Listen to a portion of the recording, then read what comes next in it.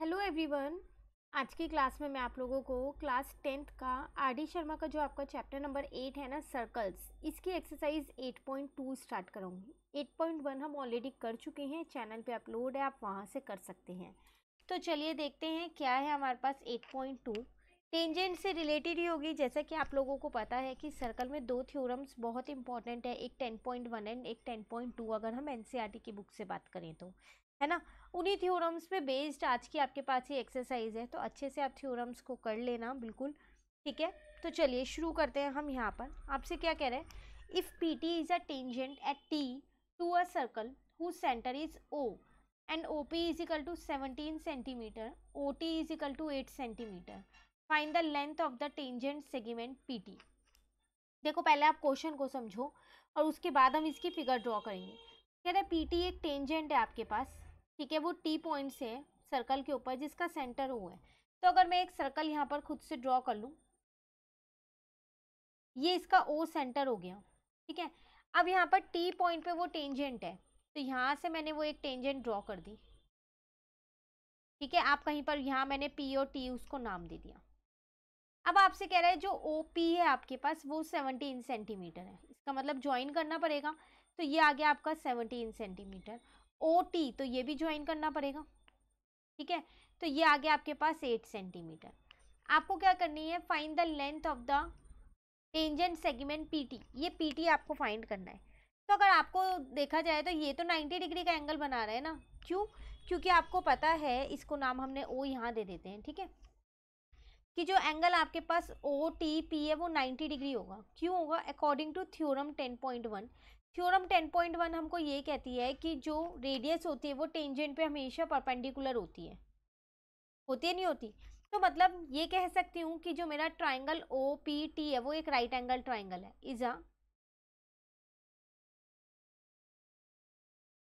Right angle triangle. तो इसमें मैं अपनी पाइथागोरस थ्योरम लगा सकती हूँ। तो OP का स्क्वायर जो है वो किसके बराबर होगा, PT के स्क्वायर के प्लस, सॉरी PO है ये, ठीक है, और किसके बराबर होगा, OT के स्क्वायर के। तो ये आ जाएगा 17 का स्क्वायर बराबर में ये PT का स्क्वायर ऐसी है, और OT आपको दे रखा है कितना, 8, तो 8 का स्क्वायर। 17 का स्क्वायर अगर हम देखें तो 289 होता है, यहाँ पर आ जाएगा PT का स्क्वायर प्लस यहाँ पर आ जाएगा 64। आप इसको माइनस कर दो इसमें से, और यहाँ पर ये ऐसे ही लिखा रहने दो, तो ये आ जाएगा 225। अब आपको पता है कि जो 225 है वो किसका, 15 का स्क्वायर होता है, लेकिन वो -15 का भी होता है, पर कभी भी लेंथ नेगेटिव तो नहीं हो सकती ना। तो इसका मतलब PT आपके पास कितना आ जाएगा, 15 सेंटीमीटर। क्लियर? तो यहाँ आपको लिख देना है कि जो लेंथ ऑफ टेंजेंट आपकी आई है is equals to 15 centimetre. Clear है क्वेश्चन 1? चलिए अब आते हैं हम अपने क्वेश्चन 2 पे। पहले क्वेश्चन को रीड करते हैं। A point P is 26 centimeter away from the center O of a circle and the length PT of a tangent drawn from P to the circle is 10 centimeter. Find the radius of the circle. लगभग same question number 1 जैसा ही है, दो information दे रखी है और radius की length आपको निकालनी है, बट पहले हमें फिगर ड्रॉ करनी पड़ेगी। तो मैंने क्या किया, यहाँ पर अपना वही एक सर्कल ड्रॉ कर लिया, ये मेरा उसका सेंटर हो गया। इससे 26 सेंटीमीटर की दूरी पे था पॉइंट P, ठीक है, ये O पॉइंट हो गया सेंटर का। अब कह रहा है and the length PT of the tangent drawn from P to the circle. PT आपने एक यहाँ बनाई है, तो T पॉइंट मैंने यहाँ पर ले लिया है, ठीक है, ये मैंने अपनी वो टेंजेंट ड्रॉ कर दी। क्लियर? अब ये मुझे कितनी दे रखी है, 10 सेंटीमीटर दे रखी है। तो इस केस में मुझे जो ये रेडियस है ना OT, इसको फाइंड करना है। वही चीज़ यहाँ पर अगर मैं अपना एंगल देखूँ OTP, वो जो है वो मेरा 90 डिग्री होगा अकॉर्डिंग टू थ्योरम 10.1, क्योंकि रेडियस जो है वो टेंजेंट पे क्या होती है, परपेंडिकुलर होती है। तो अकॉर्डिंग टू थ्योरम 10.1, तो इसका मतलब मैं ये कह सकती हूँ कि जो ट्राइंगल OPT है वो मेरा एक राइट एंगल ट्राइंगल है, is a right angle triangle, ठीक है। तो इसमें जो OP का स्क्वायर है वो किसके बराबर होगा, PT के स्क्वायर के प्लस वो किसके बराबर होगा, OT के स्क्वायर के। तो ये आ जाएगा आपके पास 26 का स्क्वायर, ठीक है, PT आपको पता है 10 का स्क्वायर प्लस OT नहीं पता है, तो ये आ जाएगा 672, यहाँ पर आ जाएगा 100 और यहाँ पर OT स्क्वायर ऐसे ही है। ये इधर जाके क्या हो जाएगा आपका माइनस हो जाएगा और यहाँ पर OT स्क्वायर ऐसे ही रहेगा।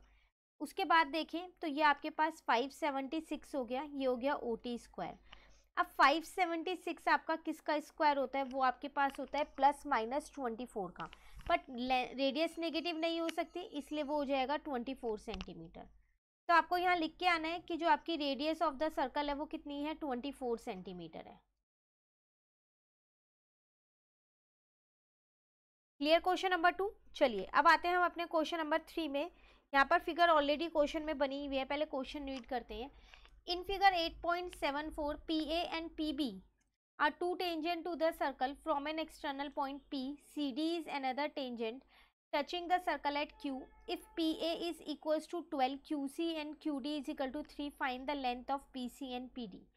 देखो यहाँ पर कुछ टेंजेंट्स आपको दे रखे हैं, तो आपको पता है जब भी एक्सटर्नल पॉइंट से हम टेंजेंट ड्रॉ करते हैं तो उन दोनों टेंजेंट की जो लेंथ है वो इक्वल होती है ना। और P पॉइंट से दो टेंजेंट्स बनी हुई है, एक PA और एक PB, तो ये दोनों लेंथ में इक्वल होंगी। कितनी हो जाएंगी, ये 12 सेंटीमीटर।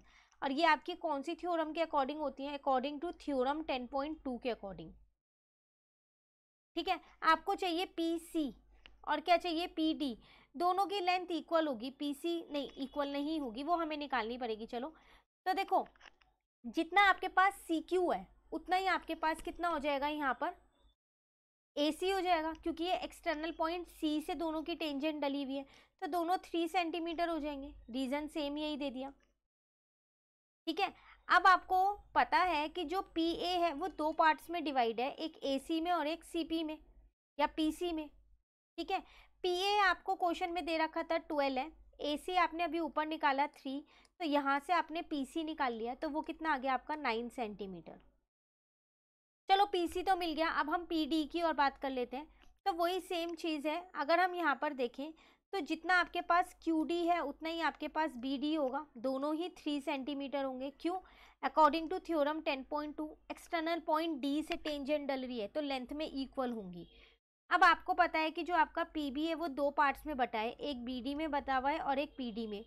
ठीक है, PB आपके पास 12 है, आपने ऊपर निकाला, BD आपने अभी निकाला यहाँ पर 3, ये PD ऐसे ही लिखा है, तो यहाँ से PD मेरे पास कितना आ गया, यहाँ 9 सेंटीमीटर। क्वेश्चन में मुझे क्या फाइंड करना है, PC प्लस का PD, दोनों ही 9 सेंटीमीटर आए, तो 9 + 9 कितना हो गया, 18 सेंटीमीटर। ये आपका आंसर। क्लियर। चलिए अब आते हैं क्वेश्चन नंबर 4 पे। कह रहे if AB AC PQ are tangent in the given figure and AB is 5 centimetre, find the perimeter of triangle APQ। Perimeter आपको पता है कि सम ऑफ ऑल साइड्स होता है ट्राइंगल का पेरीमीटर, है ना।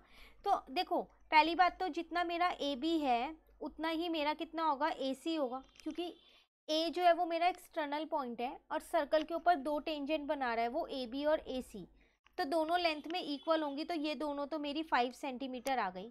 रीजन में मैंने लिख भी दिया यहाँ पर अकॉर्डिंग टू थ्योरम 10.2। क्लियर। अब अगर मैं यहाँ पर बात करूँ पेरीमीटर APQ निकालना है, तो इसके लिए मुझे AP पता होना चाहिए कितना है, ठीक है, PQ पता होना चाहिए मेरे पास कितना है, और AQ मुझे पता होना चाहिए कितना है, यही है ना। ठीक है, अब हम क्या करते हैं, पहले पेरीमीटर का लिख लेते हैं जो हमारा फॉर्मूला है यहाँ पर। तो इसको फिलहाल के लिए मैं यहाँ लिख लूँ, क्योंकि ऊपर मुझे आपको एक दो चीज़ें भी और समझानी है। पेरीमीटर ऑफ ट्राइंगल APQ, तो वो क्या होगा आपके पास, AP प्लस में आपका होगा AQ प्लस में आपका होगा PQ। ठीक है, अब ये AP ऐसे ही रहने दो, AQ अभी ऐसे ही रहने दो, और PQ दो पार्ट में बटा हुआ है PX प्लस XQ में।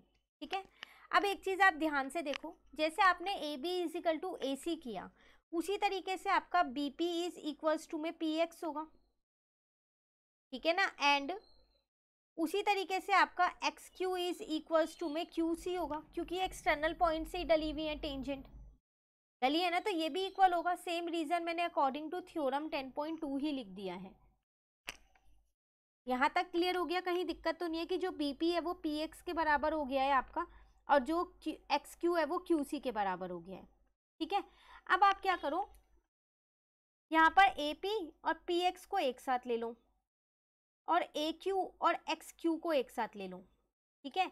ए पी में अगर आप पी एक्स को प्लस करोगे, ठीक है, पी एक्स की जगह आप क्या लिख सकते हो, आपने ऊपर निकाला है उसमें आप बी पी लिख सकते हो, और ए क्यू ऐसे ही रहने दो, और एक्स क्यू की जगह आप क्या लिख सकते हो, क्यू सी लिख सकते हो, क्योंकि आप ऊपर इन्हें इक्वल प्रूव कर चुके हो, ठीक है। इन दोनों को जोड़ोगे तो आपका ए बी बन जाएगा, और इन दोनों को जोड़ोगे तो आपका ए सी बन जाएगा, और दोनों की लेंथ आपने ऊपर निकाली है 5 और 5, तो आपका आंसर आ जाएगा यहाँ 10 सेंटीमीटर।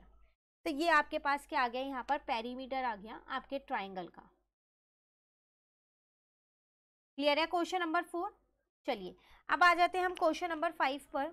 यहाँ पर आपसे क्या कह रहा है इस क्वेश्चन में, in figure P Q is tangent at point R, P Q एक टेंजेंट है पॉइंट आर पे, ठीक है, of a circle with centre O, if angle T R Q is equals to 30 degree. देखो ये जो छोटा सा एंगल है ये 30 डिग्री है।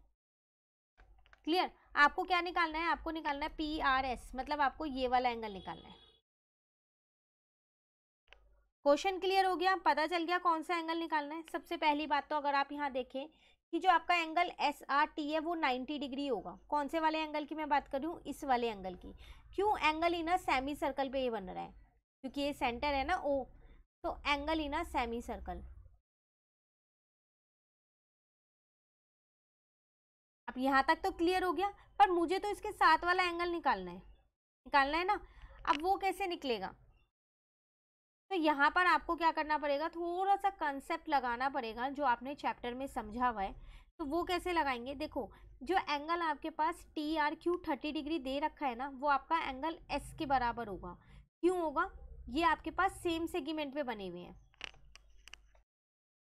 अब अगर आप यहाँ पर ध्यान से देखें कि जो आपका ये 30 डिग्री का एंगल है और जो एंगल एस है, ये आपके दोनों सेम होंगे। क्यों, क्योंकि ये ऑल्टरनेट सेगमेंट पे बने हुए हैं।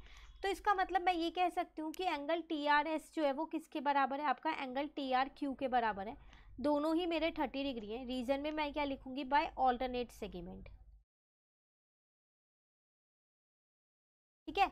अब अगर आप इस ट्राइंगल की बात करें, पूरे ट्राइंगल की, तो मैं यहाँ लिख देती हूँ पहले in triangle R T S की। तो इसमें एक एंगल आपको 90 मिल गया, एक एंगल आपको 30 मिल गया, तो आप ये टी वाला एंगल निकाल सकते हैं। अभी बताती हूँ कि हम ये टी वाला एंगल क्यों निकाल रहे हैं। तो एंगल आर टी एस जो है वो किसके बराबर होगा, 180 माइनस का 90 माइनस का 30, ठीक है। तो वो आपका आ जाएगा 60 डिग्री। एंगल सम प्रॉपर्टी लगा दी। अब ये वाला एंगल पता है मैंने क्यों निकाला है यहाँ पर, क्योंकि जो आपका एंगल पी आर एस है ना, वो इसी के बराबर है आर टी एस के। अगेन सेम लग रहा है रीजन, बाय ऑल्टरनेट सेगमेंट। ये भी आपके ऑल्टरनेट सेगमेंट पे बने हैं। ये आपके पास पूरी एक थ्योरम है ऑल्टरनेट सेगमेंट में एनसीईआरटी की। तो पहले आप उस थ्योरम को अच्छे से समझिएगा, और उसके बाद अगर आप इस क्वेश्चन को देखेंगे तो आपको पता चलेगा कि हाँ, एक ही क्वेश्चन में 2 बार ऑल्टरनेट सेगमेंट की थ्योरम लग गई है। क्लियर है। चलिए आज हमने क्वेश्चन नंबर 1 to 5 कर लिए हैं इस एक्सरसाइज के। एक चीज़ मैं आप लोगों को बताना चाहूँगी, ये चैप्टर आर डी शर्मा से काफ़ी इंपॉर्टेंट है, तो बिल्कुल अच्छे से आप कीजिएगा। स्टेप बाय स्टेप मैं आपको क्वेश्चन समझा रही हूँ, फिर भी कहीं दिक्कत लगे तो आप कमेंट करके ज़रूर पूछिएगा। वैसे तो हमने आर डी शर्मा के और भी चैप्टर्स कर रखे हैं, चैनल पे अपलोड हैं, प्लेलिस्ट बनी है, आप वो भी कर सकते हैं। पर इस चैप्टर को ज़रूर कीजिएगा आर डी शर्मा से, ठीक है। आगे के जो इस एक्सरसाइज के क्वेश्चन है वो मैं आपको नेक्स्ट क्लास में समझाऊंगी। इसमें कहीं पर भी डाउट लगता है तो आप कमेंट करके ज़रूर पूछ लीजिएगा। और अगर आपको आज की वीडियो अच्छी लगी तो आप इसे लाइक ज़रूर कीजिएगा, अपने फ्रेंड्स के साथ इसको शेयर भी कीजिएगा। और अगर अभी तक चैनल नहीं आपने सब्सक्राइब किया है तो उसको भी सब्सक्राइब कर लीजिएगा। Thank you.